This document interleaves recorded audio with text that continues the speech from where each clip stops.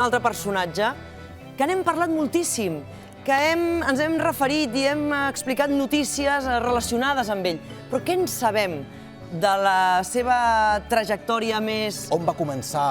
Com es va fer el personatge? Com comença aquesta trajectòria d'èxit empresarial? Sí, sí. I alhora aquesta discreció, aquest no aparèixer mai en un primer pla, no? Sí, sí. Ara amb la polèmica del futbol amb el Barça i el Madrid, doncs ell emet un comunicat, un vídeo, i aquí... Ho aprèn a mesura que avança. Florentino Pérez aprèn que quedar a segon pla és el més important per accedir al poder. Cada segon pla el fa ser encara més protagonista? Totalment, totalment. I tot això és curiós que comencem pel començament, en una perfumeria.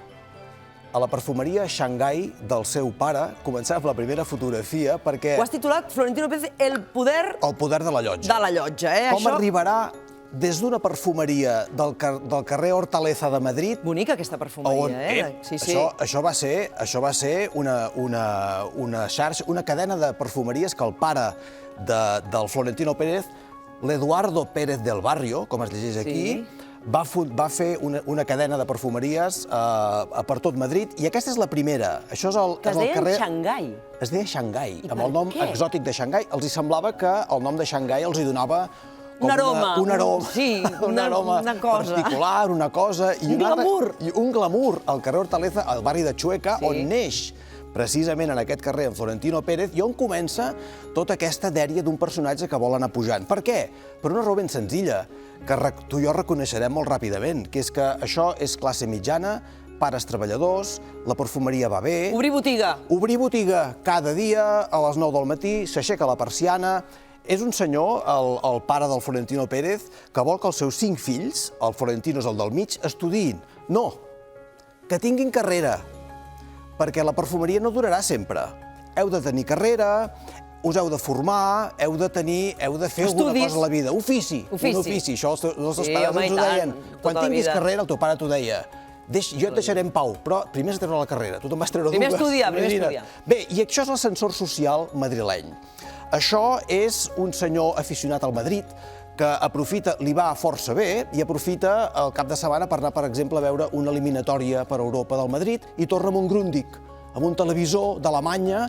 És el primer televisió que hi ha, de fet, un dels primers en aquest carrer, els pares del Florentino Pérez. Sí, perquè en aquella època les famílies, quan vam començar a tenir la primera tele, era un esdeveniment, allò. Tothom anava a veure el Grundig de casa del Florentino Pérez. El Grundig i el Philips. Però accedim a la següent fotografia, perquè és important. Això és l'ascensor social, això que més és l'ascensor social, i aquí és la carrera, ja té carrera, ha fet camins, canals i ports, és un estudiant fluixet. No és una carrera qualsevol, però no és una carrera qualsevol. No, per res, és la més difícil, diuen, i de fet, juntament amb telecomunicacions, ell fa de camins, canals i ports, però s'adona que l'any 76, això és l'any 76, és important remarcar-ho, cal alguna coseta més per acabar de completar aquest ascensor social que dèiem que començava la perfumeria.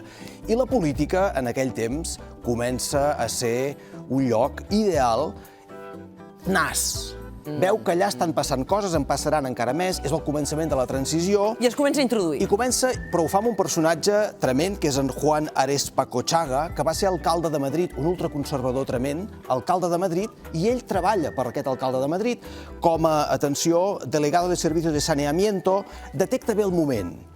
Es converteix en regidor, posteriorment, l'any 79, per UCD, del Suárez, fa de polític, té carrera, li comença a anar bé, però tampoc tant. Aquell ascens que ell necessita, voldria, no acaba de ser el que és. Escolta'm, s'arriba a ficar en el projecte d'en Roca Junyent per desembarcar a Madrid, l'Operació Roca. Florentino Pérez era al darrere treballant amb Miquel Roca per anar a Madrid. Va ser un fracàs absolut. Va ser un fracàs tremend, i ell s'adona que això de la política no acaba de tirar. Aquí, de fet, és el partit PRD. Sí, ell ve d'UCD, després amb el projecte de Miquel Roca... Però succeeix un fet espectacular, que és que amb una colla d'amics, parlant de com podrien fer-ho, compren una empresa que està en fallida tècnica, que es diu ACS. Et sona, eh? Home. És el grup ACS, És el grup? És la construcció d'una empresa de construcció, la compren, està molt malament a l'època, i això comença a anar bé. comença a anar tan bé que en Florentino deixa la política, torna a l'empresa privada i a partir d'ACS succeeix una cosa espectacular, que és que li comença a anar molt bé. És executiu de Construcciones Padrós, participen a la Societat Auxiliar d'Entreprise, una constructora francesa, es comença a crear el gran grup ACS que coneixem avui dia i que, atenció, no tan sols està a l'IBEX 35, amb una capitalització enorme d'euros, sinó que hi treballen al rau del món 200.000 persones. 200.000 persones. És una de les empreses més importants d'Espanya, constructora, i qui comença a ser l'ésser superior que el bateja la premsa madrilenya. Per què? Perquè, tot i estar en concomitància amb el PP de Madrid, malgrat els casos de corrupció que esquitxen el PP, Bárcenas, Castor, Gürtel, totes aquestes, ACS sobrevola sempre. Ell porta un paraigua, sembla que porti un paraigua... Que en surt exempt completament... Que sempre se'n surt. Net, completament net. L'ésser superior se'n surt d'una manera gairebé inexplicable, però és així.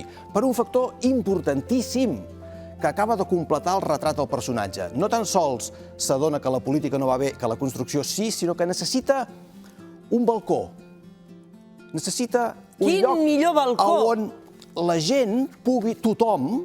Identificar-lo. Identificar-lo, anar a fer negoci, parlar, fer aquell pernilet, quan s'acaba la mitja part, al Real Madrid.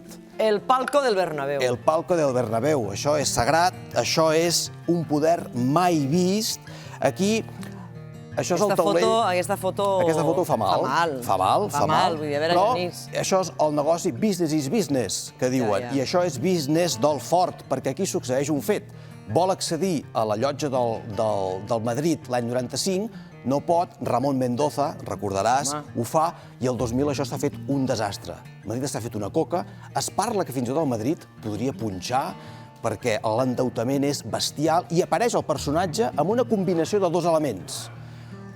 Un projecte per la Ciutat Deportiva de Madrid, una cosa acollonant, amb les famoses 4 torres de la Castellana, aquí en veiem una, al darrere, sempre amb l'escut del Madrid aquí gravat, i amb uns galàctics que comencen a fer el club el millor club, el club més valorat del món, segons la revista Forbes, amb un poder. Amb grans fitxatges. Zidane, aquí el Ronaldo, l'època bona del Ronaldo, el Figo, tota aquesta colla de galàctics, amb un poder tremend que es converteix en un negoci desorbitat. I amb la necessitat d'accedir a un altre nivell, la premsa. El poder és tan gran que necessita també, aquí veiem la representació màxima del que és la mediatització del Real Madrid. Per la llotja del Real Madrid hi passa tothom. L'Anna Pastor, el Pedro Jota, el Cebrián, l'Anson, el Los Santos, tots passen per allà. No ho critiquis. N'hi va haver un que ho va criticar.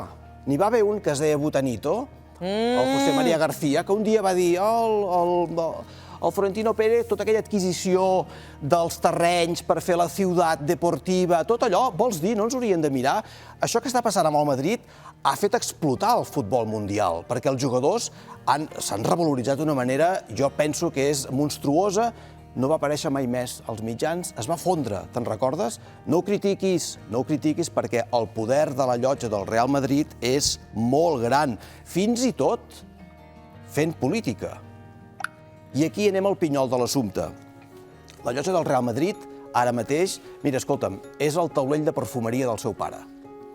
Tu entres a la perfumeria, escolti, vostè què vol? Què voldria? Aquí s'hi han construït quilòmetres d'autopistes, aquí s'hi han fet contractes, ja va sentir l'Ayuso com va aplaudir ahir el vídeo del Real Madrid sobre el Barça, no? Oh, i tant que va aplaudir, girant la truita. Girant la truita. Són experts girant la truita completament. Tu, que has estat castigat durant tota la vida pel franquisme, ara resulta que és al revés, això. Bé, però aquest és el poder del taulell de perfumeria, aquest és el poder d'un personatge que ha tingut una habilitat tremenda per començar tota una biografia que s'inicia al carrer Hortaleza del seu pare i que és l'ascensor social de Madrid. No, i que quanta gent parla d'ell i ell ni piu. No el sentiràs mai. No, mutis i a la gàbia, però sempre ben present. El silenci és un gran poder. Gràcies a Genís Cinca, bon Sant Jordi.